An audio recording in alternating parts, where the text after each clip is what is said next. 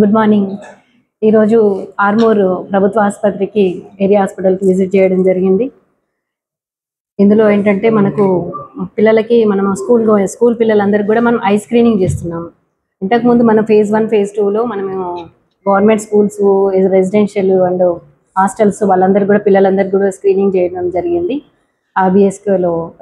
ఆర్బీఎస్లో భాగంగా అందులో స్క్రీనింగ్ చేసినప్పుడు కొంతమందికి పిల్లలకి రిఫ్రాక్టివ్ ఎర్రర్స్ వచ్చినాయి. మనం ఒక 90,000 పిల్లలకి స్క్రీనింగ్ చేస్తే ఒక 5,300 పిల్లలకి మనకు రిఫ్రాక్టివ్ ఎర్రర్స్ ఉన్నట్టుగా వచ్చినది. కాకపోతే అది వాళ్ళ స్పెక్స్ అనేవి డిస్ట్రిబ్యూషన్ చేయడంలో కొంచెం డిలే జరిగినది.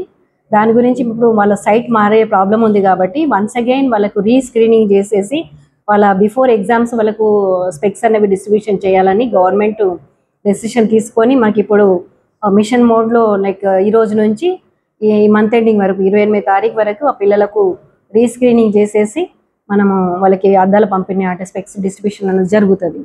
ఇందులో మనకు మన జిల్లాలో జీజీహెచ్లో మళ్ళీ అట్లాగే ఆర్మూర్ ఏరియా హాస్పిటల్లో స్క్రీనింగ్ జరుగుతుంది. ఇక్కడ ఆఫ్థాల్మాలజిస్టులు అవైలబుల్గా ఉన్నారు.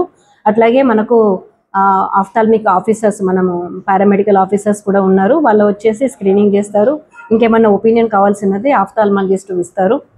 అడిషనల్గా అడ్వైజ్తోని వాళ్ళు జరుగుతుంది ఈ ప్రోగ్రామ్. ఇది టిల్ 28 ఫిబ్రవరి వరకు. ముఖ్యంగా ఈ ఐస్ ప్రాబ్లం ఎట్లా అంటే వాళ్ళకి న్యూట్రిషన్ ప్రాబ్లం ఏమైనా ఉన్నా, తర్వాత అట్లాగే అనీమియా ఒకటి లేకుండా మంచి పౌష్టికాహారం తీసుకోవాలి. అట్లాగే స్క్రీనింగ్ టైం కూడా తగ్గించుకోవాలి. ఇది వాళ్ళకి ఇచ్చే సలహా.